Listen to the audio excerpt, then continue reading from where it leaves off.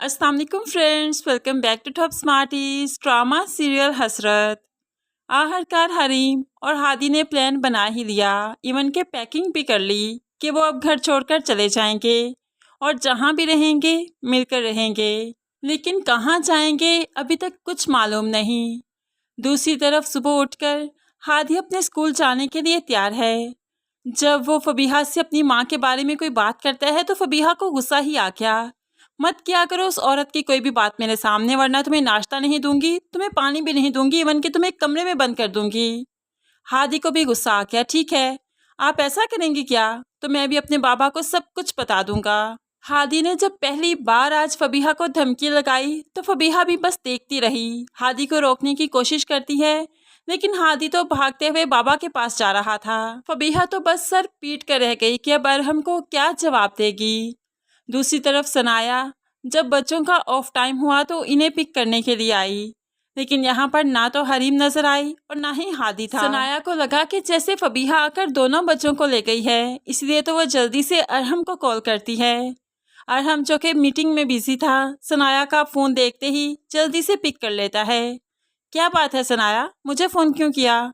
तो यहाँ पर सनाया जल्दी से बच्चों का पूछती है, अरहम बच्चे कहाँ पर हैं? क्या फबीहा हरीम को भी साथ ले गई? हरीम को तो मेरे पास रहना था ना। तो यहाँ पर अरहम कहने लगा, मुझे नहीं मालूम, मैं अभी फ़ोन करके पता करता हूँ। अरहम फ़ोन करता रहा, लेकिन फबीहा ने कोई कॉल पिक नहीं की, इसलिए अरहम जल्दी से घर जाने की करता है। रास्ते में था तो सनाया की फिर से कॉल आ गई। अरहम मालूम किया क्या बच्चे फबीहा के साथ हैं? तो अरहम कहने लगा, वो कॉल पिक नहीं कर रही, मैं घर जा रहा हूँ। ऐसे ही आनन फानन अरहम घर आया तो जल्दी से चीखते हुए बुलाने लगा, फबीहा कहाँ हो तुम, जल्दी नीचे आओ। तो फबीहा भी चिल्लाने लगी, क्या हो गया अरहम, इतना गुस्से में क्यों हैं? अब अरहम पूछने लगा, बच्चे कहाँ हैं? तो फबीहा भी एकदम से हैरान होगी, बच्चे? बच्चों का तो ऑफ टाइम हो चुका है ना, बच्चों को ही लेने जा रही हूँ। तो यहाँ पर अरहम कहने लगा, वो स्कूल में नहीं है, तुम्हें हादी को लेकर आना चाहिए था ना, तुम्हारी जिम्मेदारी थी। लेकिन यहाँ पर अब फबीहा कहने लगी, ठीक है मैं लेने नहीं गई। तो सनाया लेने गई है ना, तो हरीम वहाँ पर मिली क्या? तो कहाँ गई हरीम? जहाँ पर हरीम गई वहाँ पर हादी है। अब तो अरहम सर पीट कर रह गया, तुम जल्दी जाती तो बच्चे वहाँ से क्यों जाते कहीं? होप्सो वो किसी और के साथ चले गए हों। अब यहाँ पर सनाया भी आ जाती है, वो भी भड़कने लगी, मेरे बच्चे कहाँ पर हैं? तो फबीहा भी चिल्ला पड़ती है, मेरी जिम्मेदारी नहीं है वो बच्चे, अपनी माँ की जिम्मेदारी है, माँ को एहसास नहीं तो मैं कैसे संभाल सकती हूँ उन्हें? जब सनाया को याद नहीं रहा तो मुझे भी याद नहीं रहा उन्हें पिक करना जल्दी। ऐसे में मेरी गलती नहीं है सारी, अगर हम यहीं पर लड़ते रहेंगे तो बच्चों को कौन ढूंढेगा?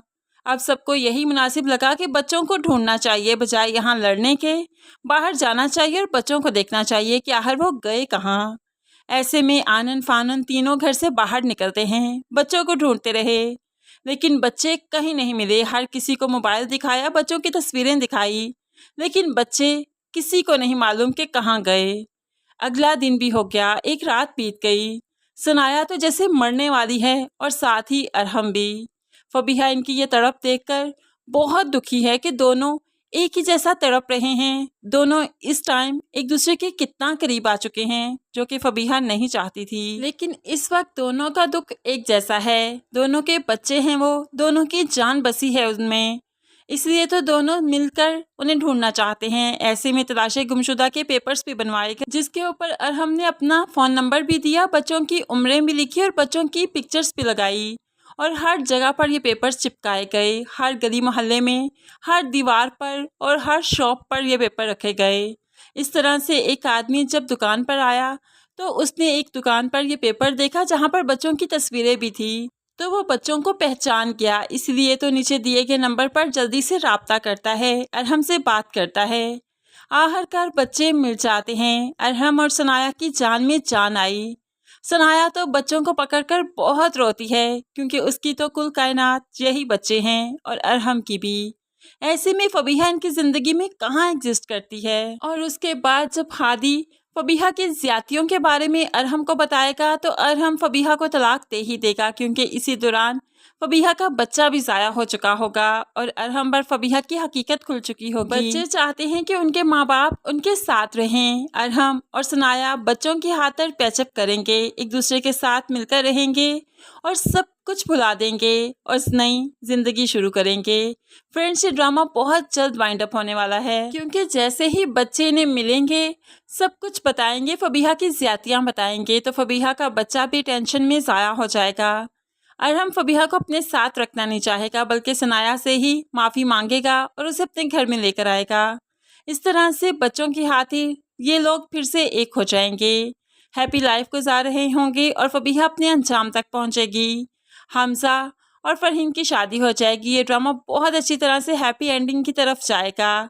2 से 3 एक साथ बाकी हैं। क्या आप चाहते हैं कि सनाया अरहम को माफ़ कर दे और अपने बच्चों की खातिर अरहम और सनाया एक हैप्पी लाइफ गुजारें, या फिर अरहम को सज़ा ही मिलनी चाहिए? इस बारे में आप कैसे सोचते हैं ज़रूर कमेंट्स में बताइएगा। मज़ीद वीडियोस के लिए चैनल को सब्सक्राइब करके साथ बेल नोटिफिकेशन ज़रूर प्रेस कीजिए, ताकि आने वाली हर वीडियो बहुत आसानी से देख सकें। अल्लाह हाफिज़।